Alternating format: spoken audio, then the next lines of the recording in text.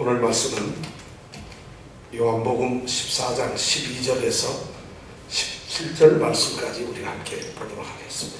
12절에서 17절 말씀 같이 한 목소리로 오늘 말씀을 우리가 읽도록 하겠습니다.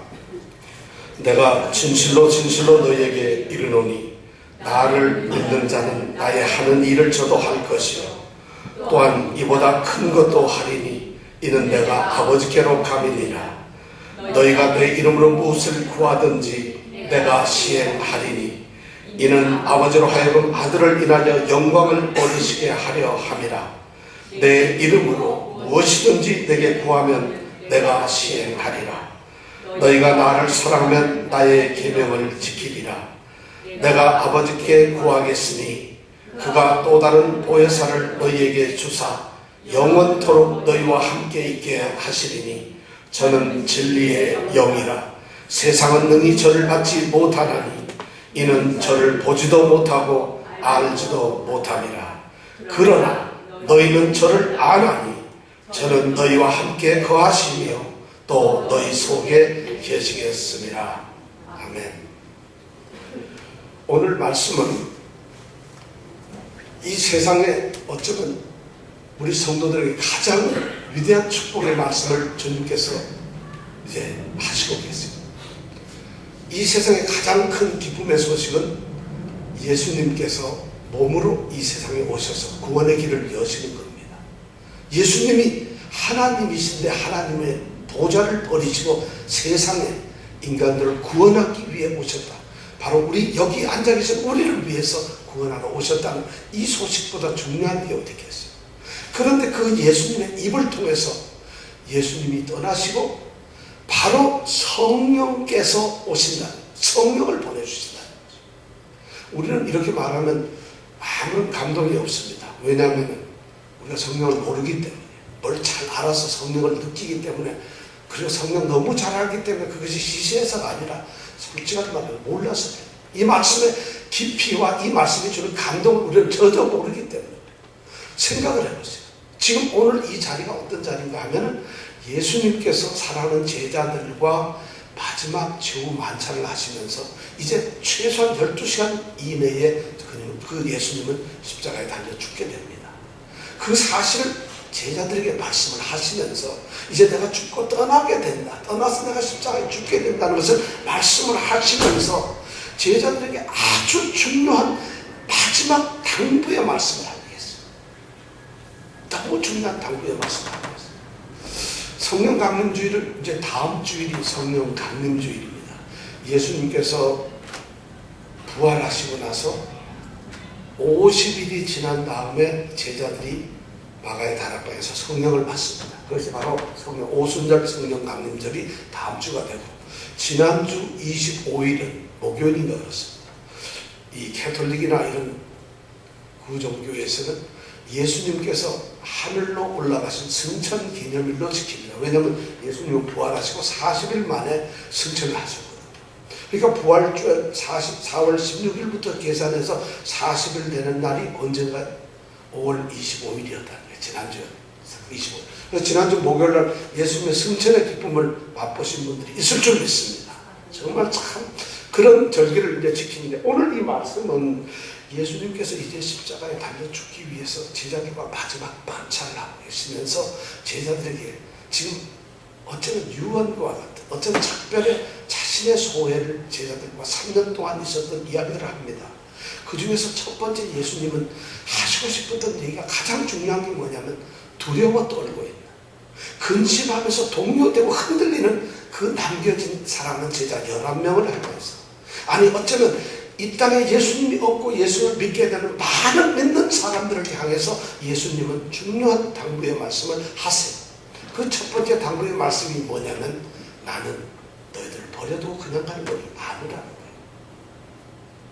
예수님이 그냥 가셔도 되는데 11절까지의 말씀에는 14장 1절부터 11절까지의 말씀에는 예수님께서는 그냥 떠나는 것이 아니라 너희들을 데려고 가서 너희들과 함께 살 수 있는 그 너희들이 거할 수 있는 곳, 다시 말하면 아버지 집에서 너희들과 함께 살 수 있는 그것을 준비하기 위해서 가는데 갔다가 내가 다시 와서 너희들 데리고 갈 것이라는 약속을 하십니다.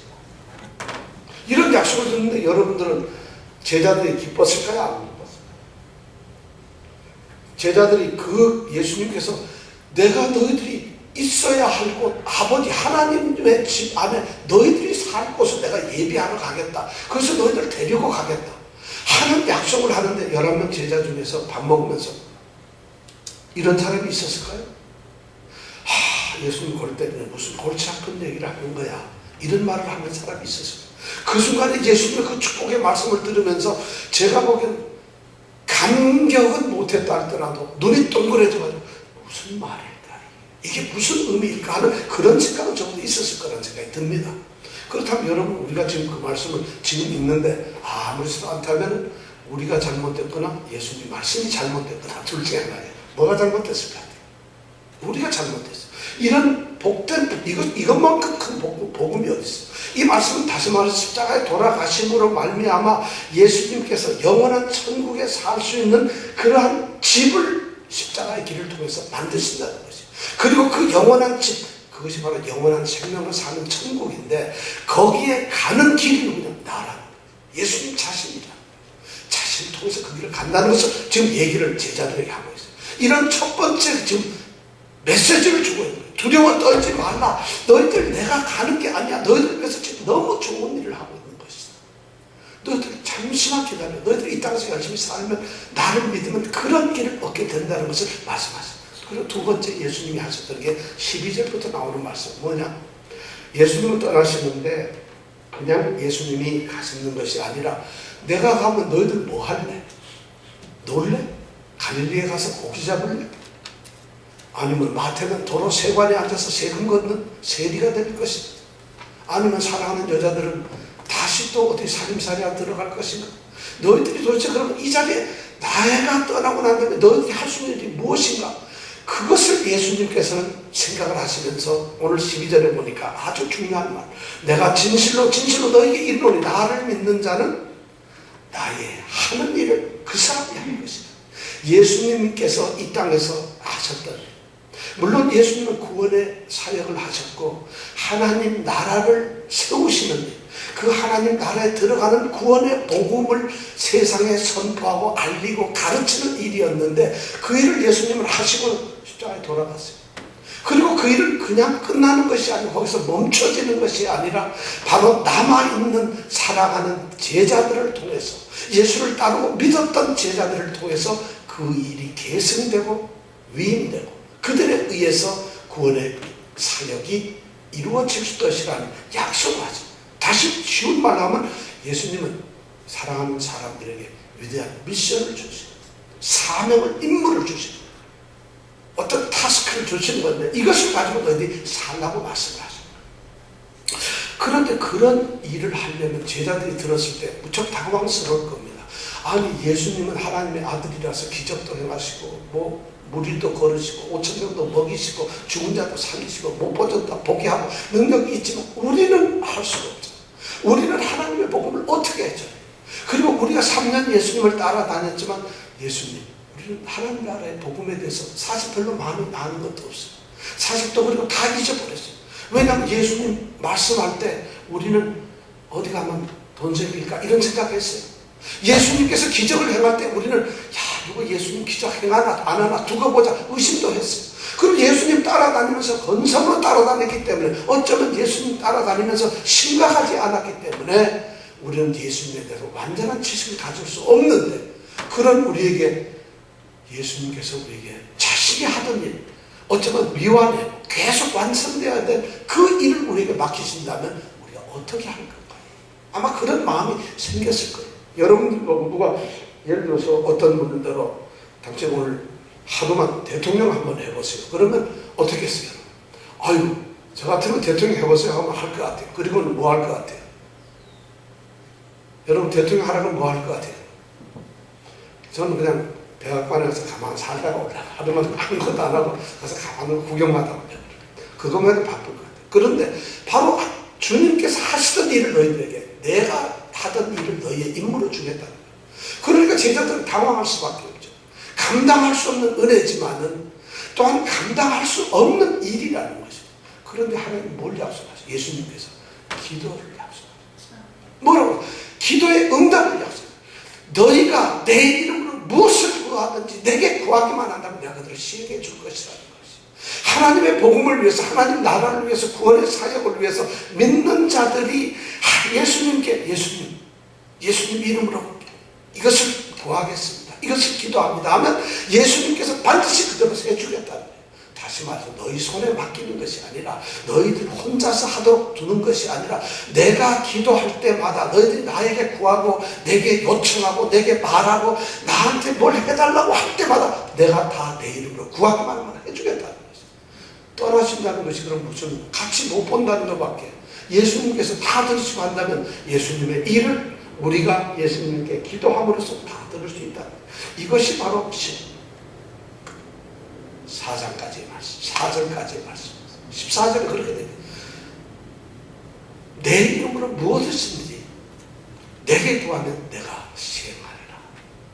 자, 이렇다면 이제 제자들은 아까 자기네들이 가야 할 집이 있다는 것을 확신하게 되고, 그리고 그 일을 또한 예수님이 하던 일 이 땅에 남아서 하다가 예수님께 그 집에 갈 텐데, 그 일을 하는 것조차도 예수님께서 기도만 하면 다 응답해 주시겠다고 했으니 두려울 것이 하나도 없지 않아요.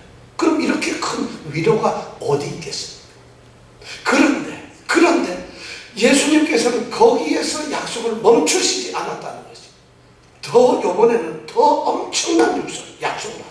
정말 깜짝 놀란 예수님께서는 약속을 우리에게 주고 계세요. 그것이 뭐냐면 15절과 16절에 있는 말씀. 같이 한번 읽어볼까요? 시작. 너희가 나를 사랑하는 나의 영을 지키리라. 내가 아버지에게 구하겠으니 그가 또 다른 보혜사를 너희에게 주사 영원토록 너희와 함께 있게 하시니. 예수님을 위해서 살 수 있도록, 세상에서 남아서 예수님이 주신 사명을 충분히 수행하고 감당하도록 있기 위해서 기도할 수 있는 응답의 그 약속과 함께 성령을 주시겠다. 야, 여러분, 기도만 해도 대충 다 될 거예요. 기도라고 하는 무기만 가지고 있어도 될 것 같은데, 예수님께서는 그게 아니라 성령까지도 거기에 보내주시겠다고 약속을 하십니다. 자, 예수님의 약속. 이 말씀은 지금 처음 나오는 말씀. 진짜 이 말씀은 한 번도 나오는 말이 없었어요. 왜냐하면 우리가 구약에 보면 요엘서 2장에 보면 내가 말세의 남종과 여종에게 하나님의 영을 부어줄 것이라는 약속의 말씀이 있어요. 그래서 이스라엘 백성들은 마지막 시대가 되면은 자신들 택한 백성들은 하나님의 거룩한 영을 받게 될 것이라는 소망을 가졌어요. 그런데 그것이 언제인지, 그리고 그것을 어떻게 받는지 모르고 있었다. 그리고 실제로 지금 이 사랑하는 제자들은 그런 약속의 말씀을 기억하고 있는 것인지, 아니면 기억을 한다고 하더라도 예수님께서 그 약속을 예수님 당대에 이루어 주실 것인가, 언제 할 것인가 몰랐다는 거죠. 예수님께서 영광을 받으시고 부활하신 후에 과연 그것이 자기들에게 주어질 것인가 조차도 모르고 있었다는 것이죠. 그래서 요한복음 7장 39절에 보면 예수가 아직 영광을 받지 못했기 때문에 성령이 저희에게 주어지지 않았다, 이런 말씀입니다. 그럴 정도로 이들은 성령에 대해서 모르고 있어요. 성령이라는 것이 그들에게 주어질 것이라는 것을 약속의 말씀을 알고는 있었지만, 그것이 바로 자기네들 눈앞에서 현실적으로 지금 당장 이루어지고 있다는 것, 이루어진다는 사실이 선포되는 것을 그들이 들었을 때 여러분은 어떻겠어요? 하나님의 아들이 오신다는 그 기쁨만큼 성령이 오신다는 것은 너무 기쁘지 않겠어요? 왜냐하면 하나님 아버지, 하나님의 아들이신 예수님, 그리고 성령님은 같은 하나님이세요. 그 하나님이 다시 오신다, 이 땅에 성령께서 오신다는 그 사실이 절대, 우리는 지금 이 성령을 요즘 받아라, 성령의 충만을 하는 이런 말씀을 하는데, 바로 여러분 성령에 대해서 이런 우리 생각을 가지고 있어요. 바로 이 순간 최후의 만찬 시에 예수님께서는 정말 두려워 떨고 있는 사랑하는 제자들에게 그들을 격려하고 위로하기 위해서 성령을 약속하셨다는 거죠. 그렇게 해서 성령이 어디에 왔다? 이 땅에 오신다.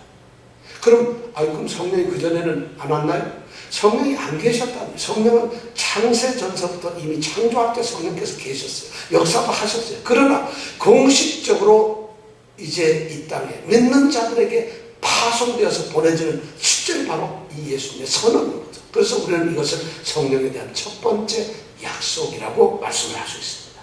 자, 이제 성령께서 이 약속을 하는데, 근데 성령께서는 어떻게 오시냐? 전제가 하나 있어요. 그냥 막 오시는 게 아니에요. 성령께서는 자신이 나타나고 싶을 때 이렇게 오시는 게 아니라 약속이 있는데 먼저 전제가 있어요. 어떤 전제가 있냐면 15절에 보니까 예수님을 너희가 만일 나를 사랑하면 나의 계명을 지키리라고 말씀하셨어요. 예수님을 사랑한다는 것이 중요합니다. 예수님이 오늘 우리가 14장 말씀을 여러분들 읽어보면서 혹시 집에 가서 한번 읽어보세요. 너희가 나를 사랑하면, 너희가 나를 사랑하면, 이런 말씀이 14장에 보면은 여러 번 나타납니다. 어떤 말씀을 하시다가 갑자기 수다하시고 너희가 나를 사랑하면, 또 어떤 말씀을 막 하시다가 너희가 나를 사랑하면 내 안에, 이러면서 사랑이라는 것을 계속 확인하고 계세요.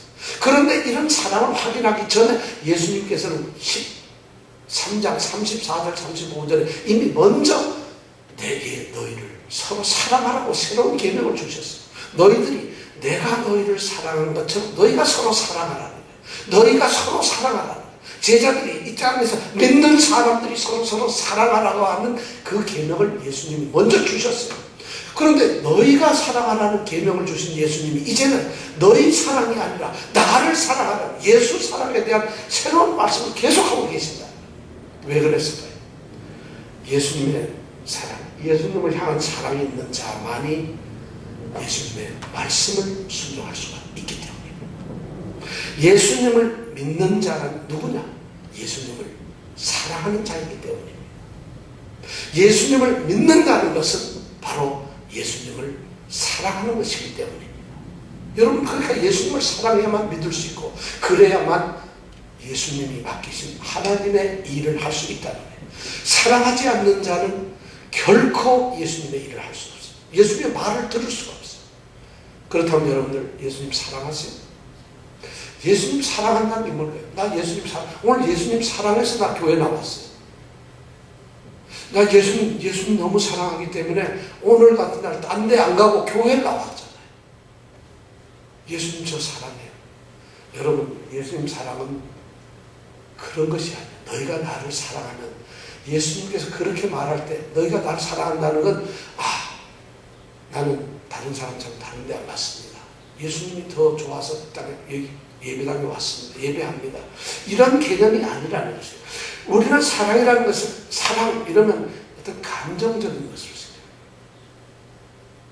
어떤 한순간에 강렬하게 다가오는 느낌, 그리고 감당할 수 없는, 그래서 뭔가 막 감정적으로 그 사람에 대한 애틋한 뭔가 생기는 이런 것을 사랑이라고 착각을 하고 있어요.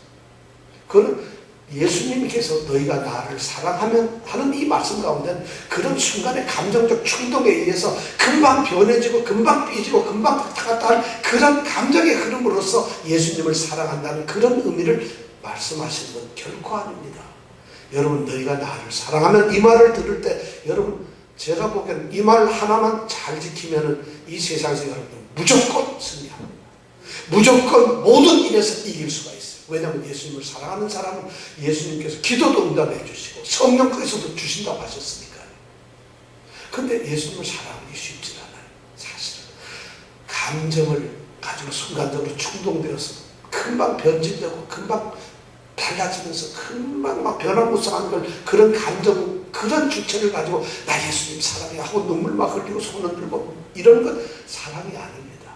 그것을 지금 말하는 것이 아니에요. 또 어쩌면 예수님을 사랑한다는 것은 우리의 지식적이거나 정신적인 사랑을 이야기하는 것도 아닙니다. 예수님에 대해서 성경을 읽고 많이 연구해서 예수님을 잘 알게 됐어요. 그리고 그 예수님 가르침이 너무 좋아요. 예수님 하신 말씀이 너무 좋아요. 마음이 가난한 자는 복이 있나니 천국이 저희 것이며. 너무 말씀이 좋아요. 무슨 뜻인지 모르지만, 그래서 그런 말씀에 감동받고, 그래서 예수님의 뜻과 생각을 많이 알고 예수님의 삶의 모습을 내가 따라가면서 그 삶의 가치를 내가 살아야 나의 인생의 이제 기준이다, 나는 그렇게 살겠다고 결단하는, 이것이 예수님을 사랑하는 건 결코 아니라는 거지. 예수님을 사랑한다는 건 여러분 그렇게 지적이거나 감성적이거나 그런 것이 아닙니다.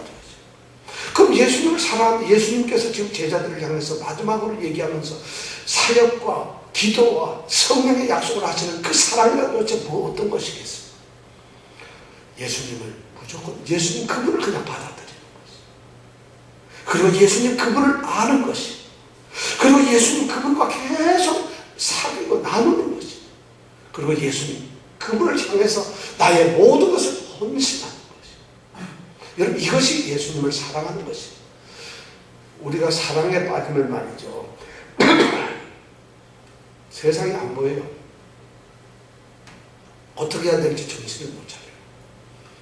내가 지난주에 힐러라고 하는 연속극을 봤는데요. 그 힐러라는 연속극에 보면 남자 주인공이 힐러예요. 아주 굉장한 무술을 잘하는 거예요. 그 친구랑 어떤 이 인터넷 연기자하고 사랑을 하는데 둘이 아주 어려서 같이 지내던 그 아버지들끼리 친구인데 그 아버지는 다 죽었어. 그때 둘이 사랑을 하는데 이 남자애는 세상을 모르고 신문도 안 보고 세상을 안 모르고 싸움만 잘해요. 그래서 문제 해결사예요. 밤신문을 꾸리라고 그래서 밤에 돌아다니면서 모든 어려운 걸 누가 주문하면 돈만 받고 상대가 누군지 무슨 일인지 좋은 일이고 나쁜 일이고 모르고 이거 좀 하세요. 그냥 그것만 해도 돈만 받는 해결사예요. 근데 이 친구가 젊은 친구가 바로 그 여자를 사랑하게 됐어요. 자기도 사랑이 뭔지도 평생 몰랐는데 사랑을 하게 되니까 너무 그만 모든 정신이 뺏겨버리는 거예요. 그래가지고 이 힐러라는 이 힐러가 둘이 만나서 얘기하다가 헤어질 때 되면 버스 타고 딱 가라. 근데 버스가 출발하면 막 뛰어와서 버스를 타요. 나 헤어지기가 너무 힘들어서 한 정거장만 더 같이 있을게 하고 한 정거장 타고 와서 내립니다. 그래서 이런 것이 사랑인가 보구나. 여러분 예수님을 그렇게 사랑해 본 적 있으세요? 혹시? 예수님에 대한 여러분 사랑이 어떤 것이세요? 여러분의 삶의 자리에서 밥을 먹다가 예수님께 이런 좋은 쌀밥을 드리면 얼마나 좋을까. 고등어를 맛있게 구웠는데 잘 끓으니 너무 맛있어. 이거 고등어찌개, 이거 무조림, 이거를 예수님 좀 드리면 어떨까? 그런 생각 해본 적 있어요. 운전을 하다가 갑자기 여러분 피곤해지니까 예수님은 나는 운전 좀 안 하고 이렇게 했는데 예수님은 나를 위해서 죽으셨는데 얼마나 힘드셨을까? 혹시 그런 생각 해본 적 있어요? 예수님을 사랑한다는 것은 바로 예수님을 아는 것이고 받아들이는 것이고 그분을 위해서 나의 모든 것을 쏟아부는 거예요. 그분 생각은 모든 생각과 일이 예수님에 의해서 예수님을 향해서 예수님만을 위해서 하는 그런 것이 바로 예수님을 사랑하는 거죠.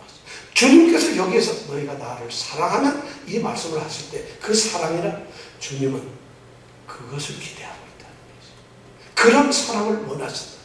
온전히 주님에게 완전히 빼앗겨진 완전히 주님의 것으로 소유된 그런 사람이 되기를 원하신다는 거죠.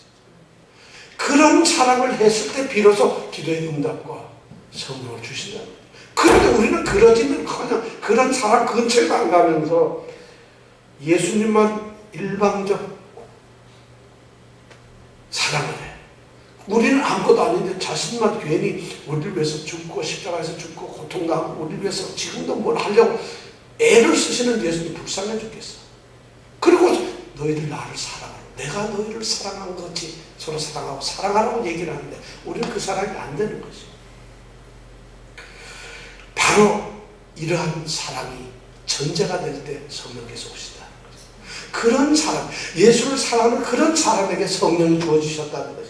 성령은 주어지는 선물이라고 했어요. 누가? 하나님께서 주어지는 선물이에요. 근데 그 선물은 그냥 아무 때나 주어지는 것이 아니라 예수님과 나와의 관계가 아주 끈을 썩는 사랑의 관계가 형성되었을 때 사랑의 관계라는 것이 확인될 때 주어지는 선물이 바로 성령이에요. 우리가 결혼한다고 약속할 때 결혼 반지를 예물을 주는 거잖아요. 아무한테나 이정은 집사님 아무한테나 10명 20명한테 막 결혼 반지 주는 거 아니잖아요. 성령의 약속이란 바로 예수님과 내 자신의 철저한 사랑의 관계가 확인되고 확정되었을 때 주시는 것이 바로 선물이에요. 그것이 바로 성령의 선물. 그렇지 않으면 여러분 성령을 받으려고 생각도 하지 마세요. 그런데 성령 받았다고 손들고 막 이상한 소리 하시는 분들 그냥 힘들죠. 그죠? 이것이 바로 오늘 그러니까 너희가 나를 사랑하면 나의 계명을 지켜. 내 말을 지금 내가 하고 있는 이 말을 너희들이 지키고 순종하게 될 것이라는 거예요. 나를 사랑하라고 말씀하고. 자, 그렇다면 이 성령을 약속하셨는데 이 성령이 어떻게 우리에게 오실까? 자, 성령이 이 땅에 어떻게 오셨을까? 성령은 어느 날 갑자기 짠 하고 뭐 구름 타고 뭐 이렇게 바람 타고 오시는 그런 것이 아니라 오늘 성경 말씀의 16절에 보니까 내가 아버지께 구하겠으니 첫 번째 전제가 성령을 달라고 예수님께서 아버지한테 구한다. 여기서 구한다. 아주 단호하고 애가 나가지고 다리를 붙잡고 막 늘어지면서 울고 소리 지르면서 주세요 하고 하는 간청. 그렇게 할 때 성령께서 오셨다는 것이. 그렇게 할 때 오셨다. 그러니까 성령은 스스로 오시는 것이 아니라 예수님의 요청에 의해서 간절한 청구에 의해서 아버지께서 주신다는 것이죠. 그런데 이 성령께서는 말이에요. 바로 그렇게 예수님께서 자신을 사랑하는 자들, 자신을 믿는 자들을 보면서 그들이 이 땅에서 자신의 일을 완성하려고 애를 쓰니까 그들을 향해서 예수님은 그냥 둘 수가 없으니까 아버지께 가서 막 간청을 해서 아버지, 나의 사람들 보세요. 내 일을 위해서 이 땅에 살고 있는데 아버지 성령을 보내주세요 하고 간청을 하십니다. 성령께서 그렇게 오셨다는 것이. 근데 우리 성경 말씀이 지금 그렇게 얘기하고 우리 성령 오기를 아주 우습게 생각해요. 뭐 기도하고 랄랄랄라 하다가 하면 금방 성령 받았다가 돼버려요. 그런 싸구려서 그런 말도 안 되는 성령이 어디 있어요. 이 성령이라는 게 그렇게 값싸게 온 것이 아니에요. 하나님께서 그렇게 오셨는데 바로 아버지께 예수님이 간청을 탄원을 했을 때 성령을 주어졌다는 거죠. 그리고 두 번째는 뭐냐면 아버지께서 성령을 보내주시는 거예요. 성령을 그냥 성령님이 저 성부 아버지, 성부 하나님 제가 잠깐 좀 갔다 오겠습니다 하고 세상에 오는 것이 아니라 아버지께서 보내십시오. 성령은 하나님이 보내십시오. 아버님이 주시는.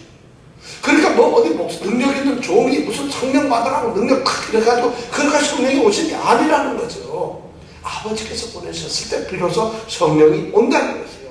왜냐하면 예수님이 자기 아들이 예수님이 세상을 떠나면서 하나님께 간청을 하니까 그 아들의 간청을 들으시는 아버지께서 그 간청에 의해서 성령을 보내주셨다.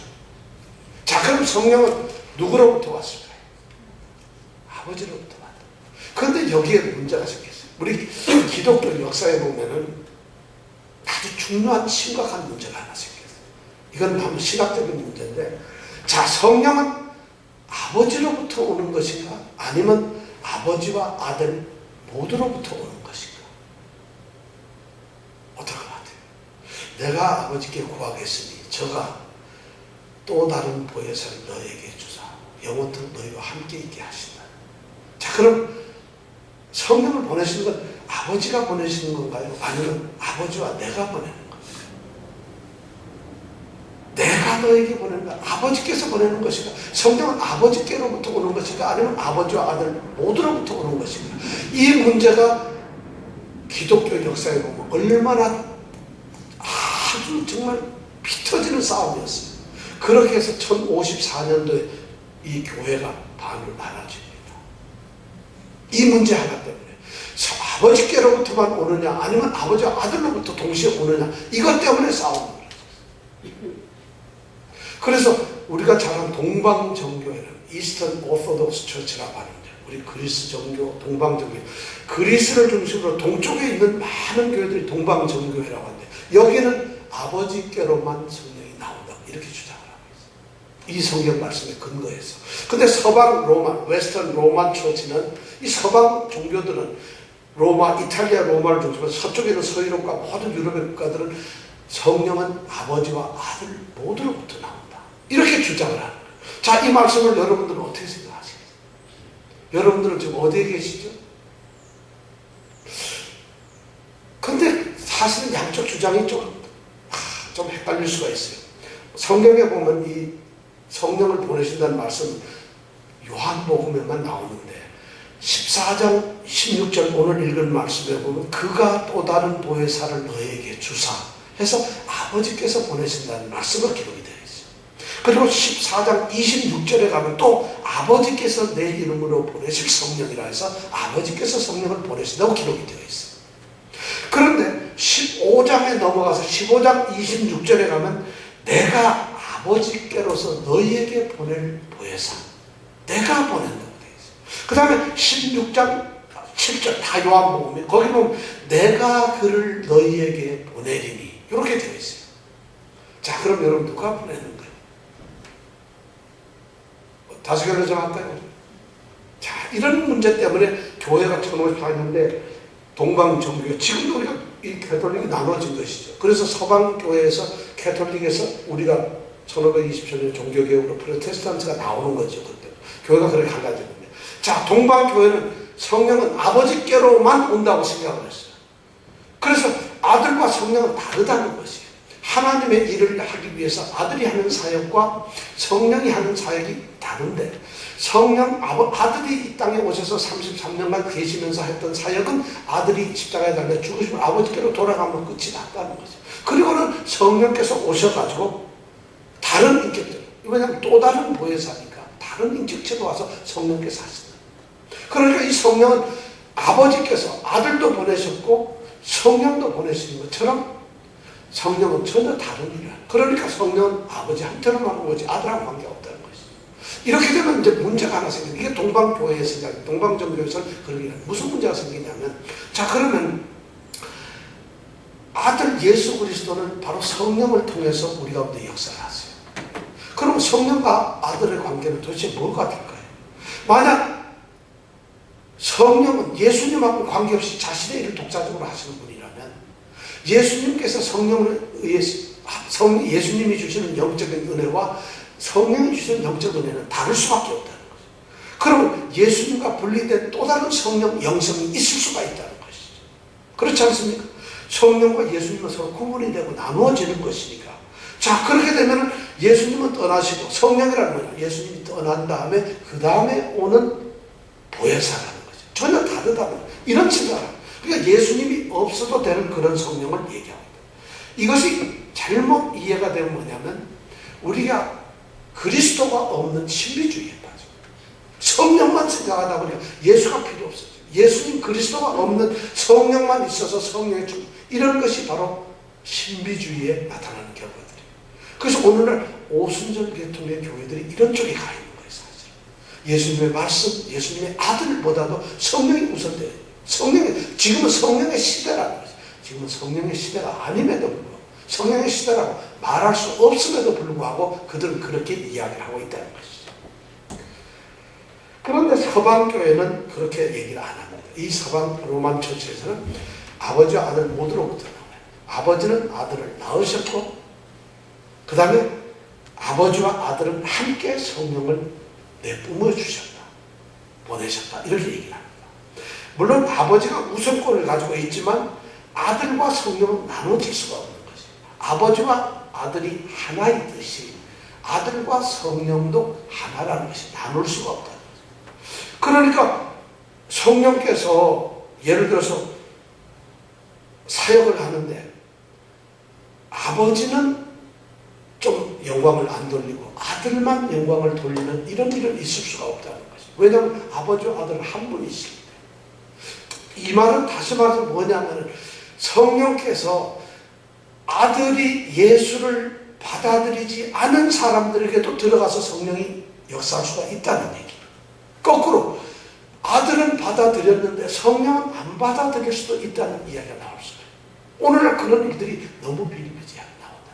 그러니까 이게 잘못됐다. 그래서 아버지와 아들로부터 성령이 오셔야만 바로 그 일을 할 수가 있다. 바로 그런 일 때문에 우리는 아버지와 아들로부터 성령이 왔다. 왜냐하면 성령께서 오시는 것은 주님께서 자신이 땅에서 하던 그 사역을 제자들이 할 수 있도록 힘을 주시기 위해서 성령을 보내시는 거기 때문에 하시는 사역은 바로 아들의 일을 하는 것이거든요. 그래서 성경의 14장에 보면 그걸 강조 많이 하죠. 성령님과 예수님은 나눌 수 없는 관계라는 거예요. 왜냐하면 예수님이 간청하셨기 때문에 성령이 오신 거예요. 그리고 예수님이 떠나셔야만, 그래야만 성령이 오신다고 그렇게 가르쳐주고 있어요. 그 다음에 성령이 오셔가지고 예수님의 사역을 계속하고 계세요. 그리고 예수님께서 우리 안에 영접되고 우리가 예수님을 영접하는 건 또 다른 말로 하면 우리 속에 성령이 거하시는 거라는 동등한 말이라는 것이. 그래서 성령께서는 아버지와 아들로부터 온다. 굉장히 어려운 말. 신학자들이 싸우는 건데 우리가 이렇게 쉽게 5분 만에 설명을 한다 해서 되겠습니까? 그러나 하여튼 그런 걸로 싸워서 우리가 나눠졌다. 자, 이렇게 해서 성령은 아버지와 아들로부터 우리에게 보내주셨다는 것이에요. 성령은 그렇게 오셨다. 그럼 그 성령은 누굴까요? 여러분 성령이 누굴 것 같아요? 성령은 어떤 분일 것 같아요? 우리가 이 점에 대해서 알 필요가 있어요. 오늘 성경 말씀의 16절, 17절에 보면 중요한 성령에 대한 두 가지 인격을 얘기하고 있어요. 첫 번째가 뭐냐면 또 보혜사를 너에게 보내. 성령은 누구라고요? 또 다른 보혜사. 보혜사가 뭔지 아세요? 여러분 보혜사. 보상. 보라는 것은 중보회라는 겁니다. 회라는 건 은혜를 끼친다는 겁니다. 사는 목사, 그 다음에 무슨 사자 들어간 단어들 많잖아요. 그런 사회, 보혜사란 말은 그런 거예요. 그러니까 중간에서 누군가를 도와주기 위해서 있는 사람을 보혜사란 말로 씁니다. 보혜사가 뭐 엄청난 단어가 아니라 그런 의미로 쓰이는 단어예요. 보혜사. 이 보혜사라는 건 헬라어 말에 의하면 파라클레토스라는 말이에요. 파라클레토스라는 말인데 그걸 우리나라에서 번역을 하려다 보니까 보혜사란 말로 번역을 했어요. 파라라고 하는 것은 곁에라는 말, 함께라는 말. 클레토스란 말은 불려와서 함께 있어가지고 도와준다는 이런 말이 바로 보혜사란 말이에요.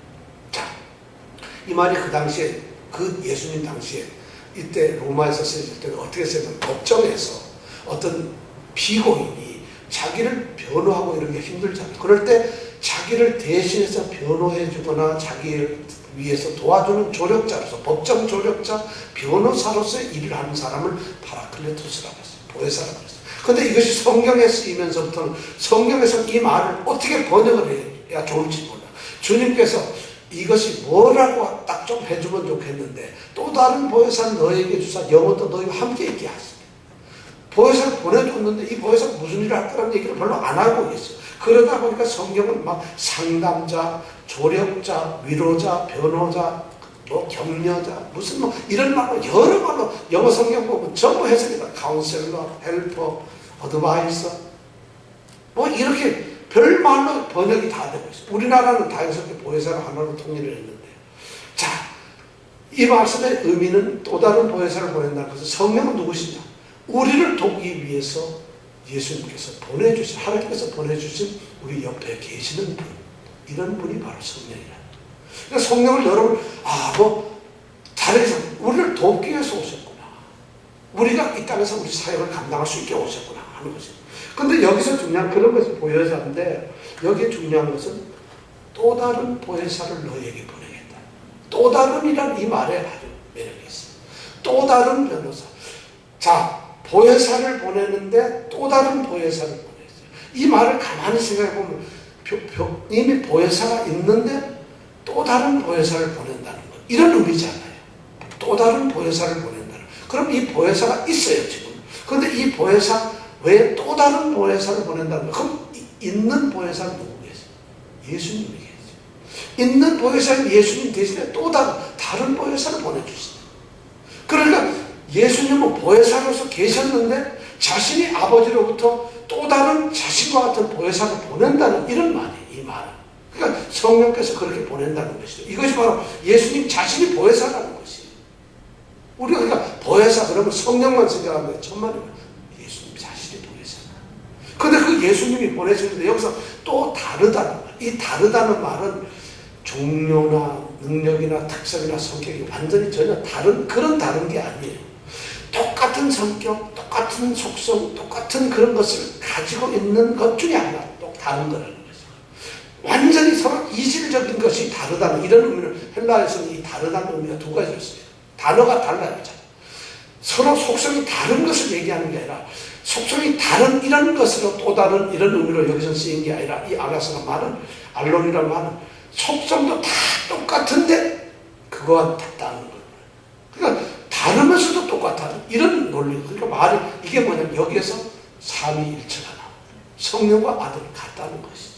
속성과 모든 게 같은데도 다른 기억으로 보신다. 이런 말씀을 여기에 듭니다. 그러니까 두 개의 보혜사, 하나는 예수라는 보혜사, 하나는 성령이라는 보혜사가 서로 다른 자기 일을 한다는 것이 아니라 동등하고 똑같은 이 사람들이 똑같은 인격을 가지고 똑같이 삼위일체 중에 한 분이시잖아요. 하나님이죠. 그분들이 오셔가지고 똑같은 예수의 사역을 하시는 분들이에요. 그러니까 서로 다른 일을 하는 것이 아니에요. 그런데 오늘날 우리는 이것을 갖다가 성령의 시대에서 성령께서 역사하는 시대라고 착각을 합니다. 그게 아니라 예수님께서 구원의 길을 열어두시고 예수님이 하시는 일을 그 일을 수행하시고 돕기 위해서 성령님이 오시는 거예요. 그러니까 지금 예수님의 일은 계속적으로 수행되어 있고 예수님도 지금 그분이 열어두시를 하고 있는데 성령 이분이 또 오셨다는 것이 함께. 왜냐하면 예수님이 우리 안에 계신다는 것은 성령께서 우리 안에 계신다는 것과 같기 때문에.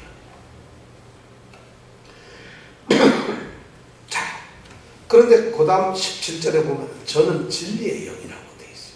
아까는 보혜사로 되어 있는데 이번엔 진리의 영.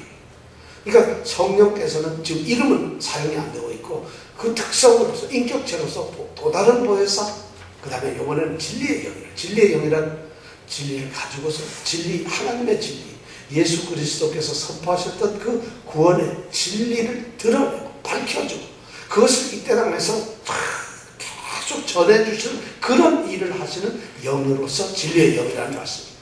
그렇다면 이 성령을 왜 보내셨습니까? 보내신 목적이 있고 이유가 있을 거 아니겠느냐. 그 이유는 딱 16절에 보니까 영원토록 너희와 함께 있게 하겠다. 성령을 보내신 이유가 영원토록 함께. 여기서 함께라는 건 공간적, 물리적으로 같은 공간에서 우리가 있으면 성령께서 여기 옆에 계신다는 거예요.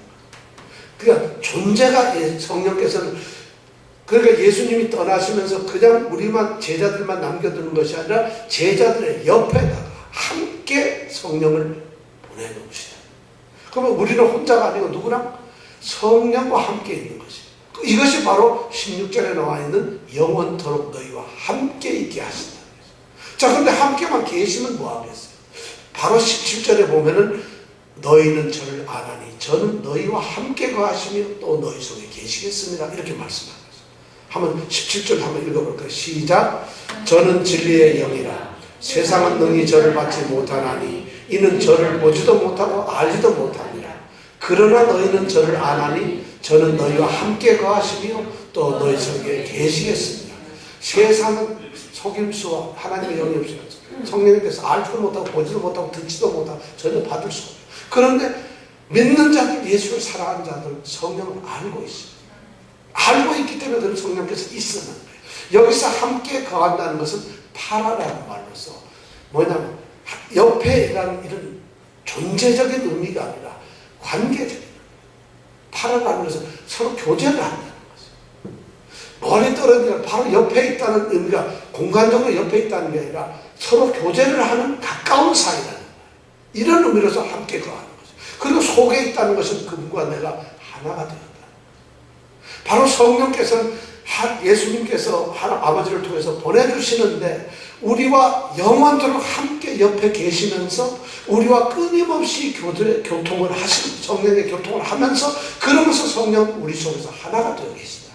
이렇게 하기 위해서 성령을 보내시겠다. 이제 그분은 그렇게 해서 성령이 오셨어요. 자, 이 땅에 오신 성령은 바로 그렇게 오셨어요. 주님이 간청을 하셨고 아버지께서 보내주셨고 그래서 그분을 함께 있게 하셨어요. 그분은 보혜사로 오셨고 그분은 진리 전하는 영으로 오셨어요.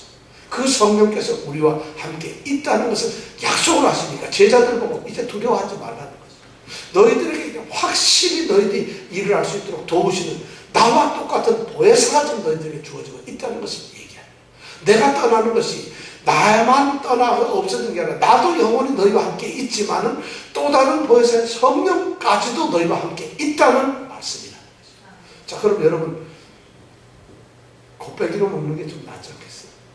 성령도 있고 예수님도 있고 그 말씀을 지금 약속하고 계신다는 거예요. 그러니까 성령은 바로 우리에게 그렇게 주어졌다는 것이죠. 자, 오늘 말씀을 이제 맺겠습니다.